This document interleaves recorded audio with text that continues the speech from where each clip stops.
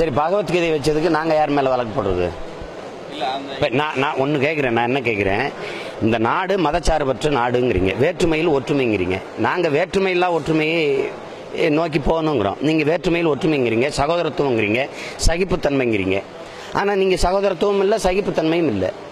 நீங்கள் மதச்சார்பற்ற அரசு அப்படின்னா ஒரு நாட்டில் வந்து சட்டசபையை, பாராளுமன்றத்தை நடத்துகிற ஒரு சபாநாயகரே கட்சி சார்பு இல்லாமல் பொதுமையாக இருக்கணும்னு நினைக்குது. இது நாட்டின் மரபு.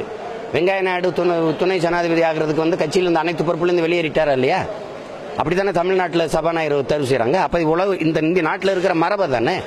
அப்படி இருக்கும்போது ஒரு நாட்டின் முதன்மை அமைச்சர், நாட்டின் பிரதமர் மதச்சார்பற்று எல்லா மக்களுக்குமான தலைவனாக இருக்கணும். எனக்கான தலைவனா என் பிரதமர் இருக்குன்னு நான் நினைக்க மாட்டேனா? உங்களுக்கான தலைவராக இருக்கணும்னு நினைக்க மாட்டேனா? அப்படி நீங்கள் இல்லாத போது சீக்கிய மாநிலத்துக்கு, பஞ்சாபுக்கு போகும்போது சீக்கிய மக்களினுடைய தலைப்பாகையை நீங்கள் மறுக்காம அணிகிறீங்க. ஒவ்வொரு மாநிலத்துக்கும் போகும்போது அந்த மாநில மக்களினுடைய கலாச்சார அடையாளங்களை நீங்கள் தலையில் தூக்கி சுமந்துக்கிறீங்க. காஷ்மீருக்கு போகும்போது இஸ்லாமியர் தலையில் தொப்பி வைக்கும்போது மறுத்தது ஏன்?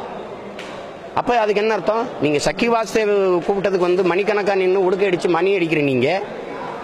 நீங்கள் இப்தார் விருந்தில் பங்கேற்பீங்களா? பங்கேற்க மாட்டீங்க. ராமலீலா மைதானத்தில் நீங்கள் வந்து நீங்களே சூடங்காட்டி மணி அடித்து மந்திரம் சொல்கிறீங்க.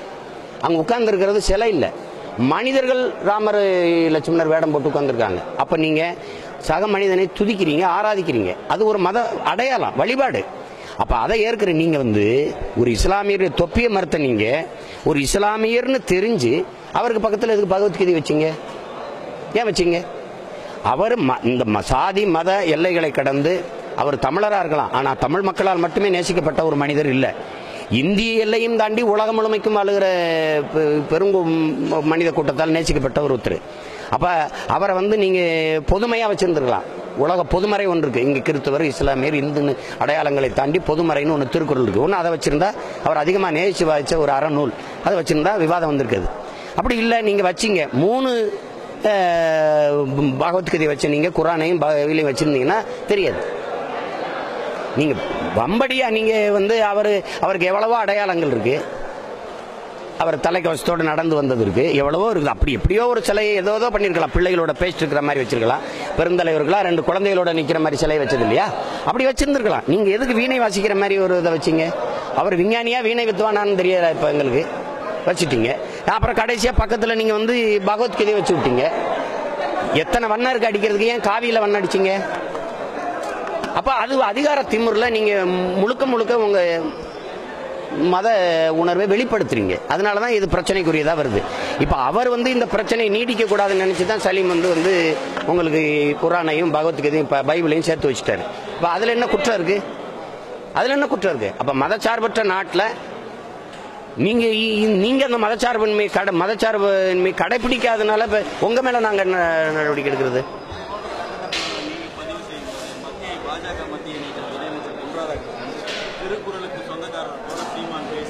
நான் தான் சொந்தக்காரன். நீங்க பிரதமருக்கு வந்து சமஸ்கிருதத்தில் இந்தியில கடிதம் எழுத சொல்றீங்க, நான் தமிழ்ல எழுதுவேன். படிச்சா படிக்கலாம், தூர போடுவேன். திருக்குறளை நீங்க எத்தனை தடவை எடுத்து பேசுறீங்க? நான் தான் சொந்தக்காரன். திருக்குறள் சொந்தக்காரன் நான் தான். சொந்தக்காரர் போல பேசுறேன்னா நீங்க சொந்தக்காரர் போல செஞ்சது என்ன செஞ்சிருக்கீங்க? நீங்க திருக்குறள் சொந்தக்காரர் மாதிரி நீங்க பேசலையே. திருக்குறளை படின்னு கூட நீங்க சொல்லலையே. நீங்க சமஸ்கிருதம் படி, இந்தி படி. சமஸ்கிருதத்தில் கடிதம் எழுது, இந்தியில கடிதம் எழுதுனா இந்தியில கடிதம் என்ன தான் படிக்க முடியுங்கிற பிரதமர் எனக்கு எதுக்குங்க? பேசும்போது ஒரு கூட்டத்தில் பேசும்போது ஜெயலலிதா ஆட்சியை விட எடப்பாடி ஆட்சி சிறப்பாக இருக்குன்னு நீங்க குறிப்பிட்டீங்க. அதுக்கு தான் விளக்கம் சொல்லிட்டேனே. சொல்லிட்டீங்க. இப்போ திடீர்னு வந்து தினகரன் ஒரு மீட்டிங் வச்சிருக்காரு, எடப்பாடி ஒரு மீட்டிங் வச்சிருக்காரு. இந்த தமிழக அரசு மீதமுள்ள ஆண்டுகளை நீடிக்குமா இல்லை இடையில கடந்துமா? 19 வரைக்கும் இது கலையாது. இது 19 வரைக்கும் கொண்டு போய் சேர்ப்பாங்க. அதில் எனக்கு அதில் மாற்று கருத்து இல்லை. அது கொண்டு போயிடுவாங்க. 19 வரைக்கும் இழுப்பாங்க. பாராளுமன்ற தேர்தலோட சேர்த்து சட்டசபைக்கு தேர்தல் வர வாய்ப்புகள் அது இருக்கு. மத்திய பாஜக அரசு தமிழ்நாட்டை ஆளுது அப்படிங்கிற தொடர்ந்து குற்றச்சாட்டு இருக்கு. தொடர்ந்து கேஸ் மானியம், பொது விநியோக திட்டம் எல்லாத்தையுமே கை வைக்கிறாங்க. கை வைப்பாங்க. பாரதிய ஜனதா தான் ஆளுது. அதெல்லாம் முன்னாடி சொன்னாங்க. பின்வாசல் வழியே வருது, அப்படி பக்கவாட்டில் வருது அப்படின்னு. தலைவாசல் வழியே வந்து ஆளுது. நம்ம சொல்ல வேணாம். ஒப்புதல் வாக்கு மூலம் பாரதிய ஜனதாவின் மூத்த தலைவர் ஐயா சுப்பிரமணிய சாமி சொல்றாங்களா இல்லையா? சொல்றாங்கல்ல, ஓபிஎஸ் அவர்களையே முதலமைச்சராக தொடர வைக்கிறதுக்கு பாரதிய ஜனதாவின் 2 அமைச்சர்களும் ஐயா கணக்காளர் குருமூர்த்தியும் வேலை செஞ்சாங்க. நான் பிரதமர்கிட்ட சொல்லி சசிகலா அவர்களை தான் முதலமைச்சராக கொண்டு வரணும்னு சொன்னேன். ஆனால் பிரதமர் அலுவலகம் தலையிட்டு எடப்பாடி பழனிசாமியை கொண்டு வந்துருச்சு. இன்னும் யார் சொல்றா? சுப்பிரமணிய சாமியாவே சொல்றாரு. அப்ப ஒரு முதலமைச்சரை ஒரு கட்சி கூடி அது முடிவு எடுக்காம நான் கொண்டு வர்றேன்னா நான் சொல்றது நீங்க கேளுன்னு தானே அர்த்தம். அப்ப யார் ஆட்சி நடத்துறா? இது 5 வயசு குழந்தை கூட தெரியும். மத்திய மாநில அரசுகள் ரெண்டும் தான் காரணம். இவர் காரணம் அவர் காரணம் என்ன சொல்றது? ஓட்டு போட்ட நானும் காரணம், நீங்களும் காரணம். வேற இல்ல, ஒரு பாதிப்பும் இல்லைன்னு தான் பிரதமர் பேசுறாருல. பிரதமர் மன் கி பாத் மனசிலிருந்து பேசுறேன்னு நிகழ்ச்சி வானொலியில அதுலயே சொல்றாரு பாருங்க, விலைவாசி எல்லாம் குறைஞ்சிருச்சு. எந்த கடையில போய் என்ன வாங்கினாரு பிரதமர்? தண்ணீர் குடுவை 20 ரூபாயில இருந்தது 40 ரூபாய்க்கு ஏறி இருக்கா இல்லையா? நீங்க சொல்ற எல்லா உணவோடவும் விரிச்சோடி கிடக்கா இல்லையா?